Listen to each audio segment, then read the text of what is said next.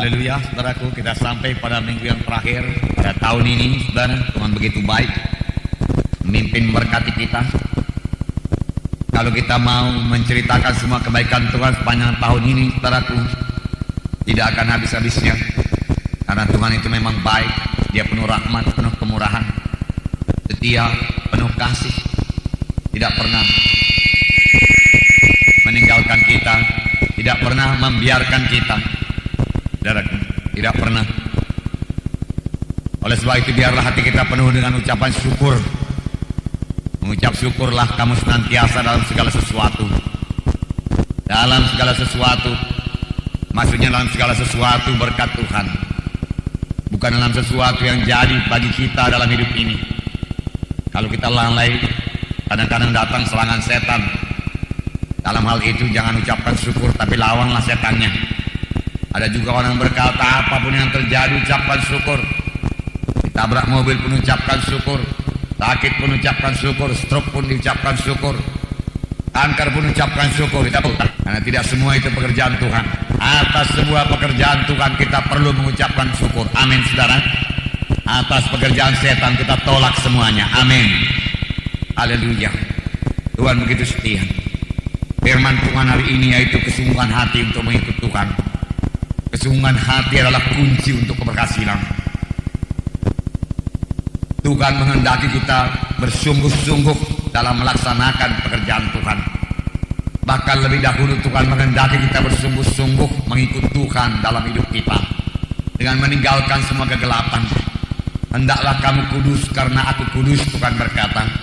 Kita periksa hidup kita pada akhir tahun ini. Kalau masih ada perkara-perkara yang tidak berkenan kepada Tuhan, tinggalkan semuanya, saudaraku. Tinggalkan semuanya. Bersungguh-sungguh beribadah kepada Tuhan.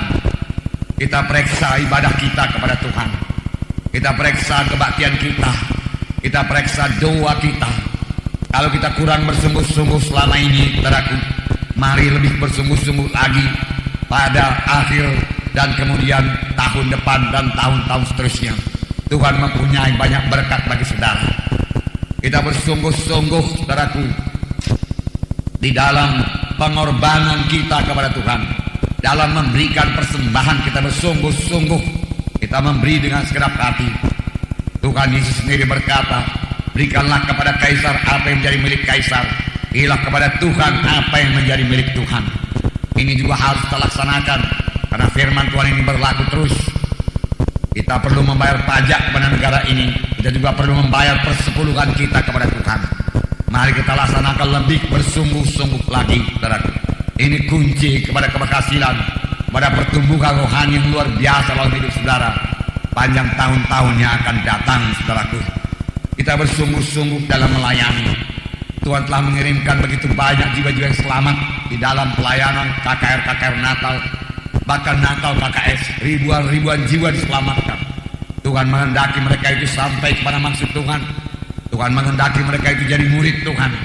Mari kita kunjungi mereka, follow up mereka dengan sungguh-sungguh, dengan berkorbanlah ini, dengan penyakalan diri. Tuhan akan memberkati saudara. Mari kita muridkan mereka dengan sungguh-sungguh. Kita memperdulikan mereka, kita perhatikan hidup mereka. Sampai di manakah mereka sudah mengikut Tuhan? Sampai di manakah mereka bisa bersekutu dengan Tuhan? Sampai di manakah mereka berani bersaksi untuk Tuhan?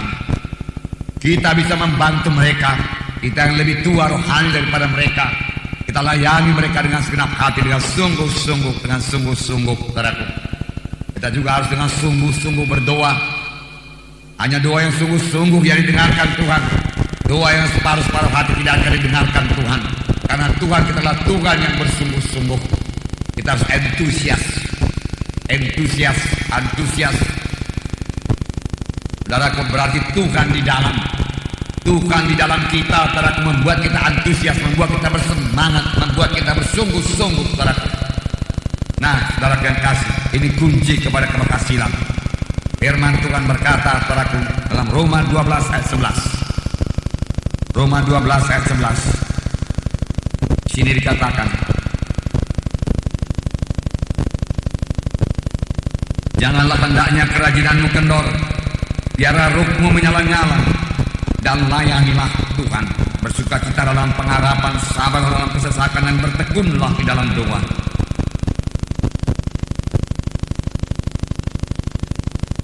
Puji Tuhan, saudaraku, di sini dikatakan janganlah hendaknya kerajinan kendor. Jangan kurang daripada semangat yang mula-mula. Jangan kurang daripada kesungguhan hati yang mula-mula. Jangan merosot, tapi bertambah-tambah terus dalam Tuhan. Biarlah rohmu menyala-nyala dan layanilah Tuhan. Roh Tuhan seharusnya tidak pernah padam di dalam hati kita. Di dalam bait Tuhan saudaraku dijaga supaya lilin tetap menyala siang dan malam. Tidak bisa padam, saudaraku. Itu gambaran Roh Kudus, saudaraku, yang ada dalam hati kita, tidak pernah padam.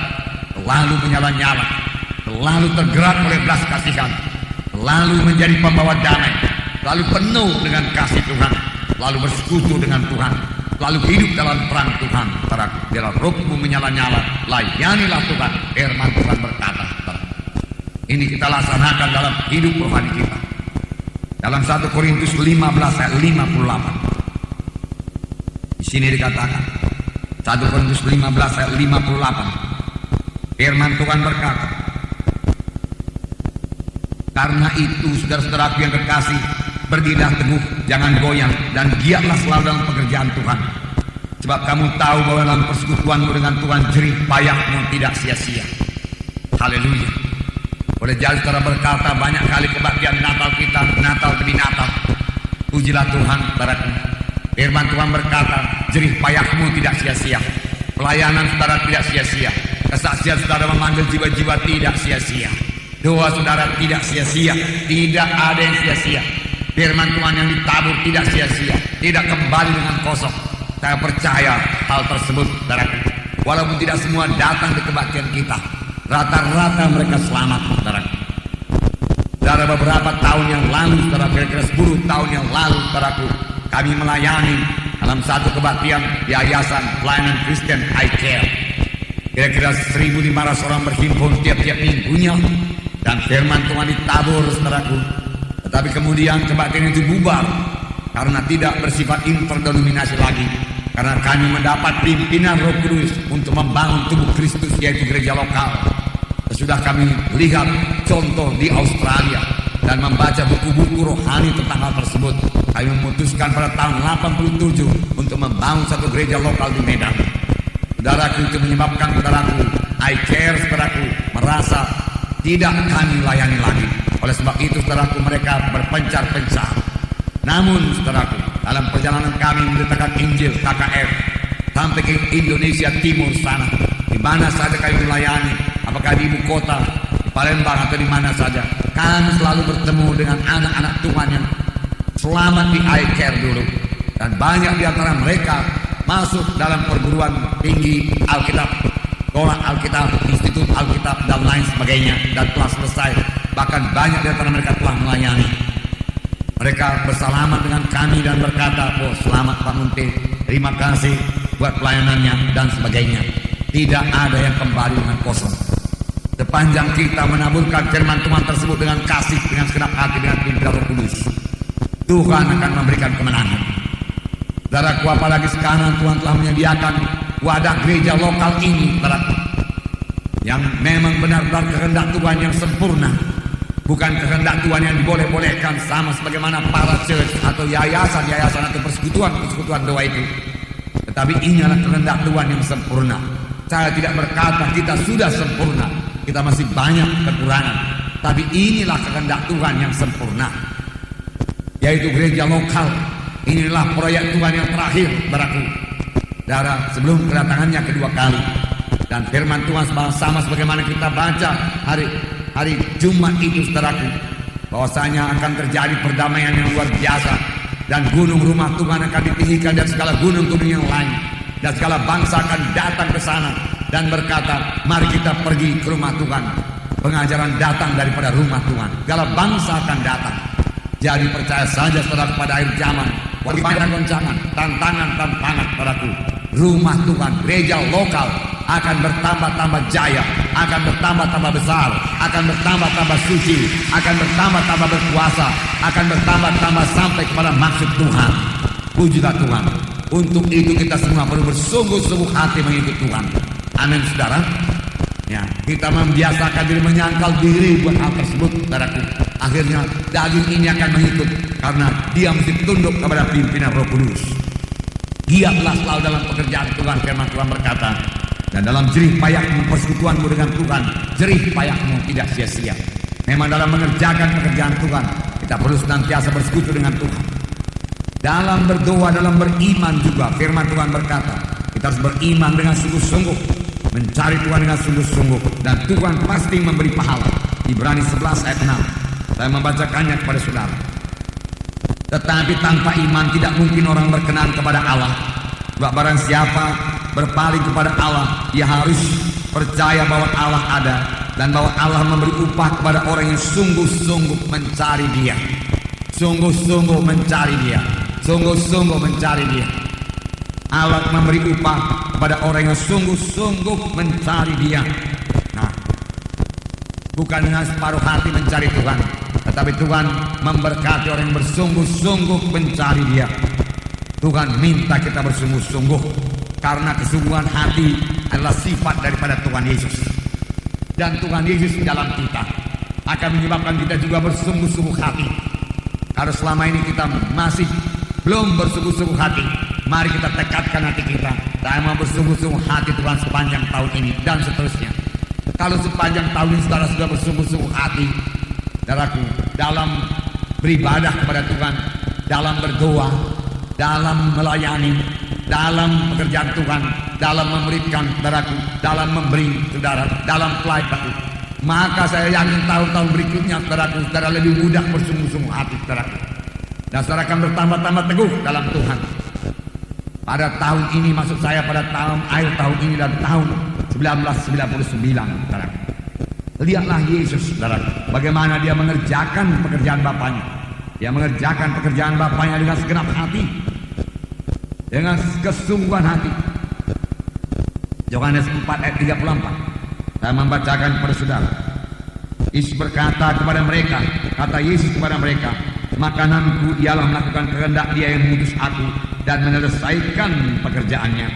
Bukankah kamu mengatakan 4 bulan lagi tibalah musim menuai? Tapi aku berkata kepadamu, lihatlah sekelilingmu dan pandanglah ladang-ladang yang sudah menguning untuk dituai. Sekarang juga penuai telah menerima upahnya dan mengumpulkan buah untuk hidup yang kekal, sehingga penabur dan penuai sama-sama bersukacita. Yesus sebenarnya sudah lapar secara badani, tapi di perigi sumur Samaria itu ada seorang perempuan berdosa yang perlu diselamatkan. Dan Yesus merasa perlu memberikan firman Tuhan kepadanya supaya dia selamat. Dan pada waktu itulah murid-murid datang membawa makanan kepada Tuhan Yesus. Guru, silakan makan, murid-murid berkata.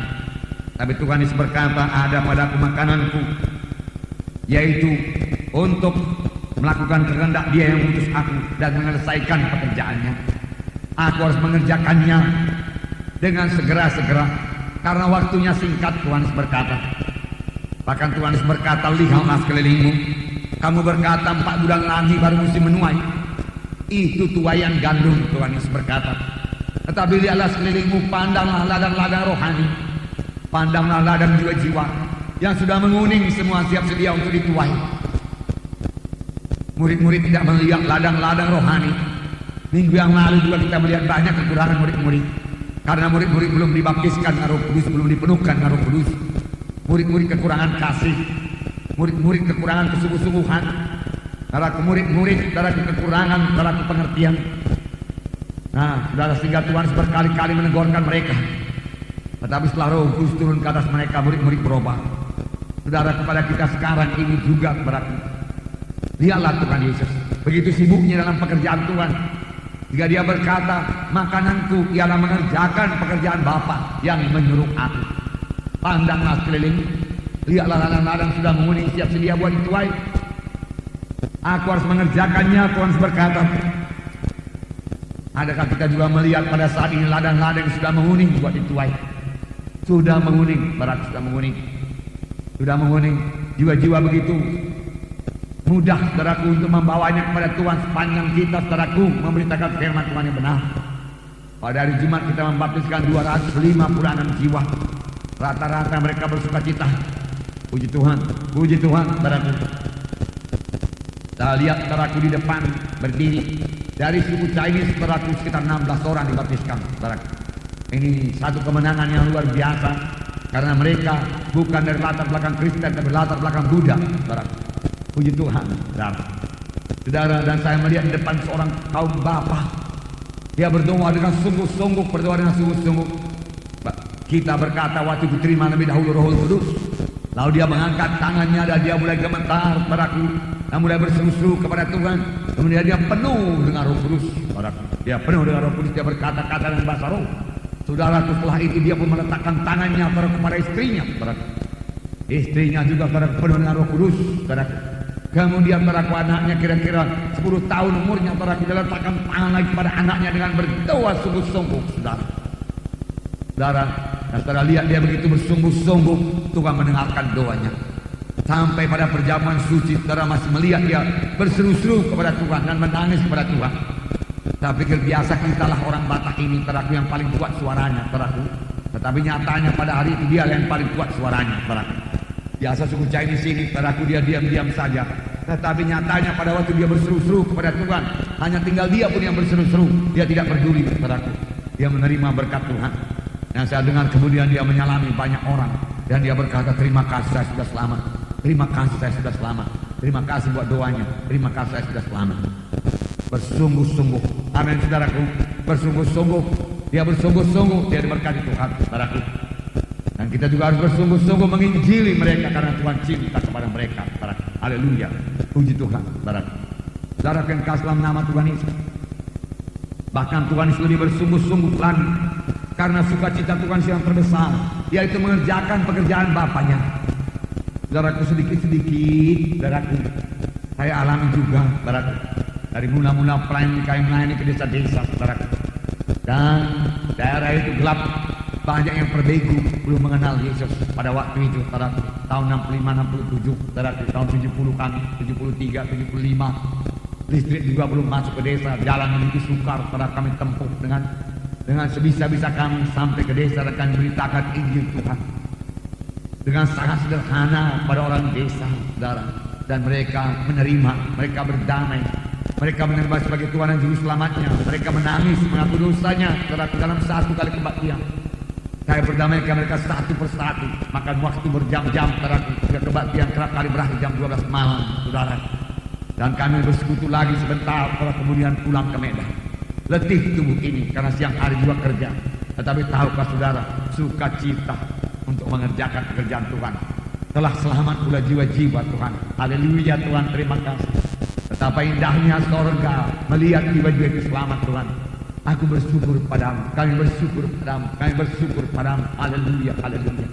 Dan itu menahan saya daripada mengantuk waktu membawa mobil kira-kira 1 jam atau 2 jam atau 3 jam lagi untuk mencapai kota Medan. Saudara, indah sekali membawa jiwa-jiwa kepada keselamatan.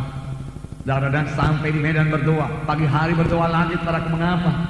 Karena rasa-rasanya tidak bisa melepaskan jiwa-jiwa yang sudah selamat itu perlu didoakan. Saya jangan lagi ditipu setan. Karena tidak semua isi kampung itu bertobat.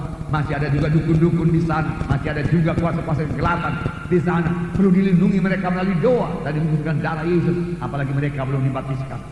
Dan baptisan, saudaraku, merupakan pergumulan yang hebat bagi orang desa. Saudaraku, karena mereka dalam satu community, satu kebersamaan. Dan kalau ada pesta, mereka harus bersama-sama dalam desa itu, saudaraku. Dan dalam acara-acara kegelapan, itulah yang kita katakan harus diputuskan semua untuk mengikut Tuhan, untuk beroleh hidup yang kekal. Memerlukan doa yang sungguh-sungguh, pelayanan yang sungguh-sungguh. Saya katakan pada saudara, sungguh-sungguh. Dan dia juga harus mengambil keputusan yang sungguh-sungguh untuk mengikut Tuhan. Semuanya laksanakan dengan sungguh-sungguh. Dan akhirnya mereka berkemenangan. Amin, saudara. Sungguh-sungguh, sungguh-sungguh, sungguh-sungguh. Dan kami juga, saudaraku, melayani dengan sungguh-sungguh, saudaraku. Tidak kenal mundur, saudaraku. Firman Tuhan dengan sungguh-sungguh, kesaksian dengan sungguh-sungguh, semua dengan sungguh-sungguh. Dan Tuhan memberkati dengan sungguh-sungguh. Amin, saudara. Jadi kalau pada tanggal 25 saudara dapat perkataan pembawa damai, saya membawa damai. Karena Yesus dalam saya, Yesus Raja damai. Hari ini perkataan yaitu bersungguh-sungguh. Bersungguh-sungguh, bersungguh-sungguh. Amin, saudaraku. Bersungguh-sungguh. Nah, dalam Markus pasal 3, 20 dan 21, Saya membacakan pada saudara ayat 20. Kemudian Yesus masuk ke sebuah rumah, maka datanglah orang banyak berkerumun pula sehingga makan pun mereka tidak dapat. Waktu kaum keluarganya mendengar hal itu, mereka datang hendak mengambil dia, sebab kata mereka ia tidak waras lagi. Begitu sibuknya Tuhan, sibuknya dia melayani, dia mengabarkan firman Tuhan. Saya yakin begitu banyak firman Tuhan yang ditabur oleh Tuhan Yesus, sehingga makan pun mereka tidak sempat. Orang terus berkerumun, rindu mendengarkan firman Tuhan, dan mereka berada di sebuah rumah, dan orang-orang segera datang berkerumun, sehingga makan pun mereka tidak dapat. Lalu dikatakan kaum keluarganya mendengar hal itu, mereka hendak mengambil dia, karena mereka berkata ia tidak waras lagi. Mabuk, seolah-olah mabuk, terus menerus melayani. Saudaraku, puji Tuhan buat roh yang bersungguh-sungguh demikian, saudaraku. Bahkan dalam memikul salib dikatakan Tuhan Yesus tekun memikul salib. Saya katakan saudaraku, pada hari Jumat ada sedikit pergumulan pada waktu dia di Getsemani, tetapi setelah dia mengetahui dengan pasti kehendak Bapaknya, tidak ada jalan yang lain, yaitu Bapa menghendaki dia disalib. Damai Tuhan memenuhkan hatinya. Dengan teguh dia berjalan menuju salib. Mari kita pergi, lihat orang yang menyerahkan aku sudah datang, dia katakan. Bukan mari kita pergi untuk lari, tidak. Kita dapati mereka itu. Saya akan segera menyelesaikan pekerjaan Bapakku. Dan dalam Ibrani 12 ayat 2 dikatakan Yesus tekun memikul salib. Marilah kita melakukannya dengan mata yang tertuju kepada Yesus, yang memimpin kita dalam iman, yang membawa iman kita kepada kesempurnaan, yang dengan mengabaikan kehinaan tekun memikul salib, yang nanti sukacita yang disediakan bagi dia, yang sekarang duduk di sebelah kanan tahta Allah. Dia tekun memikul salib. Dia tahu hasil salib itu, saudaraku, jiwa-jiwa diselamatkan, saudaraku. Dia angkat salib, saudaraku. Memang di sini dikatakan dia akan duduk di sebelah kanan Allah Bapa. Tetapi tidak berapa kali dalam Alkitab dikatakan duduk di sebelah kanan Allah Bapa, saudaraku, hanya beberapa kali. Tetapi hati Yesus tergerak oleh belas kasihan melihat jiwa-jiwa itu berkali-kali dikatakan. Jadi apakah yang terutama memenuhkan hati Yesus? Belas kasihan kepada jiwa-jiwa yang terhilang, saudara. Kasih kepada jiwa-jiwa yang masuk neraka, kasih kepada jiwa yang sakit menderita, itu yang menggerakkan hati Yesus, saudaraku. Saudaraku, sehingga pada akhir hidupnya dia tekun memikul salib. Inilah pelayanku yang terakhir terbesar kepada umat manusia. Aku harus sanggup memikul salib ini, Bapak. Dan jangan lupa, saudaraku, dalam keadaan tubuh manusia lemah. Pada waktu dicambuk dia luka-luka, diberi mahkota duri dia luka-luka. Kalau dia Allah, tidak ada mempan itu semua, saudaraku. Dan dia jatuh berkali-kali timpa salib itu sampai dia tidak sanggup lagi. Perlu dibantu oleh Simon dari Kirene, saudaraku, mengangkatkan salib sampai ke Golgota.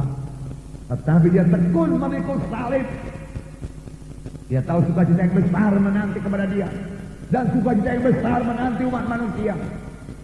Kalau dia berhasil menyelesaikan pelayanan di kayu salib, yaitu mencurahkan darahnya di kayu salib, kemudian mati di kayu salib, dia laksanakan itu dengan sungguh-sungguh, saudaraku, dengan segenap hati, saudaraku. Dan akhirnya, saudaraku, di kayu salib dengan teriakan kemenangan, saudaraku, dia berkata, sudah genap. Dia katakan berapa teriakan, betapa teriakan kemenangan yang sangat luar biasa. Sudah genap, selesai pelayanan. Berapa orangkah kita nanti ini, saudaraku, anak-anak Tuhan? Semua kita punya pelayanan, tidak semua jadi pendeta, jadi gembala, tidak. Tapi semua kita punya panggilan Tuhan, menjadi terang, menjadi saksi, dalam memenangkan jiwa-jiwa, memuridkan. Saudara, itu panggilan umum bagi semuanya, saudara, untuk bertumbuh menjadi seperti Yesus, saudara. Kemudian berbuah dengan memenangkan jiwa-jiwa, saudaraku. Oh, ada lagi yang dikaruniakan Tuhan dengan panggilan-panggilan istimewa, rasul, nabi, ini segala macam penginjil, saudaraku. Puji Tuhan kalau itu, saudaraku. Tapi semua adalah saksi-saksi Tuhan. Kita harus bertumbuh bersama-sama dewasa dalam Tuhan, saudaraku. Berapa orang di antara kita nanti sebagaimana Paulus berkata, aku telah menyelesaikan pelayananku, aku telah menyelesaikan tugasku, dan akhirnya mahkota kemuliaan tersedia kepadaku. Bukan hanya kepadaku saja, daripada sekalian yang sangat rindu akan kedatangannya. Saudaraku, ini hanya bisa jadi kalau kita bersungguh-sungguh bekerja. Malam akan tiba, firman Tuhan berkata, sehingga tidak seorang pun dapat bekerja. Jadi ada juga batasnya kita bekerja ini, saudaraku. Mari bekerja dengan sungguh-sungguh. Amin, saudara. Kerja dengan sungguh-sungguh. Ada batasnya. Tuhan berkata, sudah kenal. Sudah kenal. Paulus berkata, sudah selesai semua. Aku telah mencapai garis akhir. Aku telah berlomba. Aku telah mengadakan peperangan iman. Aku telah melayani. Aku telah berkorban. Aku telah menderita karena Yesus. Menderita karena Yesus. Menderita karena Tuhan. Bukan menderita karena penyakit, karena setan. Bukan, saudaraku. Sengsara. Aku menderita aniaya, tapi aku menyelesaikan pelayananku. Paulus berkata, saudaraku, saya akan sangat bersyukur dengan pimpinan Roh Kudus kalau satu hari kelak, saudaraku, saya bisa berkata demikian, selesai semua pelayanan. Itulah yang paling indah dalam hidup ini. Saudara, sudah lama saya dipanggil Tuhan. Ada umur 23 tahun. Saya dipanggil Tuhan tahun 65. Dan sekarang ditambah lagi 33 tahun. Saudara, saya lebih lama hidup dalam Tuhan daripada di luar Tuhan. Saudara. Dan saya akan terus hidup dalam Tuhan dan hidup dalam pelayanan, saudara. Dan saya mau pelayanan saya selesai. Belum selesai. Tapi kalau saya bergiat dan bersungguh-sungguh dengan pertolongan Tuhan, demikian juga saudara semuanya, maka kita semua bisa bersama-sama menyelesaikan panggilan kita kalau kita bersungguh-sungguh. Nah, saudaraku, sekarang bagi saudara yang mau mohon kesembuhan, salah bersungguh-sungguh. Bersungguh-sungguh. Bagaimana bersungguh-sungguh? Dalam Markus pasal 5 ayat 25 sampai 34. Sederhana. Ayat 25 Markus 5 sudah sering kita baca. Ada di situ seorang perempuan yang sudah 12 tahun lamanya menderita pendarahan. Ia telah berulang-ulang diobati oleh berbagai tabib sehingga telah dihabiskannya semua yang ada padanya. Namun sama sekali tidak ada faedahnya. Malah sebaliknya keadaannya makin memburuk. Dia sudah mendengar berita-berita tentang Yesus. Maka di tengah-tengah orang banyak itu yang mendekati Yesus dari belakang dan menjamah jubahnya. Sebab katanya, kalau sejamah saja jubahnya aku akan sembuh. Ketika itu juga berhentilah pendarahannya. Dan dia merasa bahwa badannya sudah sembuh dari penyakitnya. Pada ketika itu juga Yesus mengetahui bahwa ada tenaga yang keluar dari dirinya. Lalu ia berpaling di tengah orang banyak dan berkata, siapa yang menjamah jubahku? Murid-muridnya menjawab, engkau melihat bagaimana orang-orang ini berdesak-desakan dekatmu, dan engkau bertanya, siapa yang menjamah aku? Lalu ia memandang sekelilingnya untuk melihat siapa yang telah melakukan hal itu. Perempuan itu yang menjadi takut dan gemetar ketika mengetahui apa yang telah terjadi di dirinya, tampil dan tersungkur di depan Yesus dengan tulus memberitahukan segala sesuatu kepadanya. Maka katanya kepada perempuan itu, hai anakku, imanmu telah menyelamatkan engkau. Pergilah dengan damai dan terbuka daripada penyakitmu. Saudaraku, perempuan ini, satu pelajaran dari perempuan ini, saudaraku, untuk menerima kesembuhan, dia sungguh-sungguh mau disembuhkan. Dia sungguh-sungguh. Selama 12 tahun itu pun dia sungguh-sungguh mau disembuhkan. Hanya belum sampai pada tempat yang tepat. Dia boleh jadi pergi ke dukun, saudaraku, boleh jadi pergi ke dokter, saudaraku. Syukur-syukur Tuhan masih berrahmat kepadanya, saudaraku. Karena sebenarnya kalau orang Kristen, saudaraku, dilarang berdukun. Orang Yahudi juga dilarang berdukun, karena perjanjian lama diterangkan itu, saudaraku. Nah, saudara yang kasih dalam nama Yesus, dia tidak putus asa. Dia bersungguh-sungguh. 12 tahun sakit bukan waktu yang sebentar, saudaraku. Pendarahan, saudaraku. Penyakit yang dikucilkan orang pada waktu itu. Tetapi dia tidak putus asa. Dia tidak berkata tidak ada harapan lagi. Mati sajalah aku. Udahlah cukup sampai sekian saja. Dia tidak berkata demikian. Tapi dia berkata bisa lagi bisa. Aku mau hidup Tuhan. Aku mau hidup. Pelayananku belum selesai Tuhan. Aku mau berbuat lagi Tuhan. Aku perlu tubuh yang sehat Tuhan. Dengan tubuh yang sakit seperti ini, minim sekali bisa kerjakan bagimu Tuhan. Bahkan aku tidak bisa bekerja pun selain engkau. Apalagi dengan penyakit seperti ini, orang pun tidak mau mendengarkan aku Tuhan. Orang berkata ini tutup dosa, Tuhan tutup dosa. Aku tidak mau Tuhan mereka katakan dalam tutup dosa. Mereka tidak mendengarkan aku Tuhan. Oleh sebab itu Tuhan sembuhkan aku Tuhan, sembuhkan aku Tuhan, sembuhkan aku Tuhan. Aku tidak mau mati Tuhan, tidak mati, aku sembuh, aku sembuh. Apalagi setelah dia mendengar berita-berita tentang Tuhan Yesus. Ini dalam Markus pasal 5. Dalam Markus pasal 1 sudah diterangkan mengenai kesembuhan. Dan dikatakan dia mendengar berita-berita tentang Yesus. Berita-berita tentang Yesus. Tentunya dalam Markus sebelumnya, saudara. Dalam Markus pasal 1 dikatakan, dalam ayat 32 dikatakan, menjelang malam sesudah matahari terbenam dibawalah kepada Yesus semua orang yang menderita sakit dan yang dirasukan setan. Maka berkerumunlah seluruh penduduk kota itu di depan pintu. Ia menyembuhkan banyak orang yang menderita bermacam-macam penyakit dan mengusir banyak setan. Ia tidak memperbolehkan setan-setan itu berbicara, sebab mereka mengenal dia. Ini tentunya tersebar berita ini, tersebar. Walaupun pada waktu tidak ada koran, tidak ada TV dan lain sebagainya. Orang-orang terlalu memberitakan tentang Yesus, tentang mujizat Tuhan. Sudah lama-lama ratusan tahun, kira-kira 400 tahun tidak ada mujizat.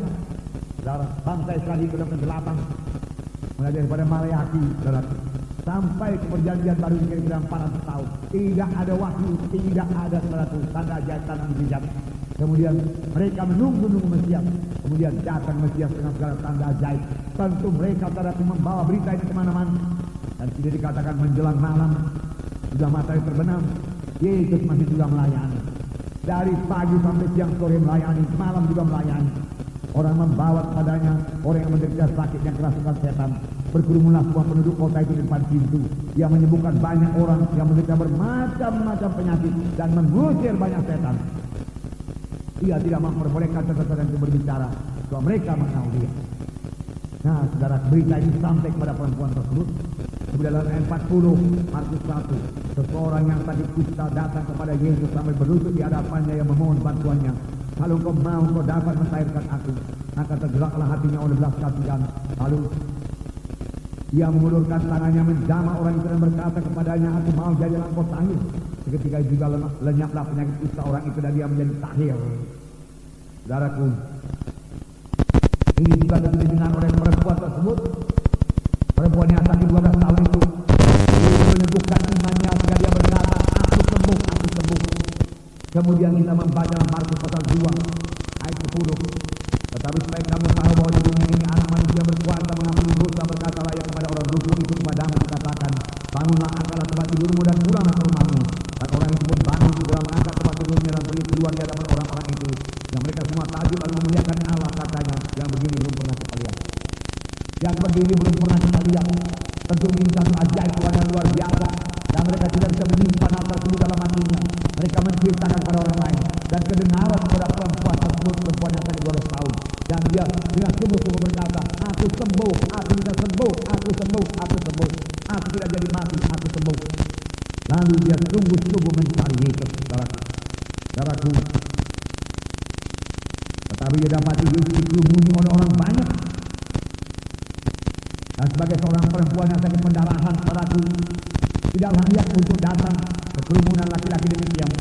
Namun dia mengatasi semua alangan-alangan tersebut. Dia datang, sebab katanya, aku sembuh. Kalau aku jamah di bait, aku sembuh, aku sembuh. Dengan sungguh-sungguh saudaraku dia maju. Dengan kemauan yang kuat dia maju, dengan gerak hati dia maju. Dan dia jamah di Tuhan itu. Dan Tuhan itu berkata, siapa yang menjamah aku? Tuhan bedakan saudaraku, perempuan yang menjamah jubahnya dengan orang lain yang berdesak-desakan dekat dia. Siapa yang menjamah aku? Murid-murid tidak mengerti hal ini. Murid-murid berkata, banyak orang berdesak-desakan dekat engkau Tuhan, dan engkau bertanya siapa yang menjamah engkau? Banyaklah Tuhan. Tuhan berkata kepada orang perempuan di sini, dia katakan, dia datang dengan iman, dia datang dengan gerak hati, dia datang dengan bersungguh-sungguh hati.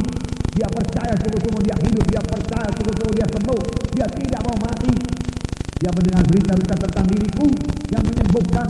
Dia percaya sungguh-sungguh aku menyembuhkan dia, maka aku sudah menyembuhkan dia. Mana dia orang tersebut?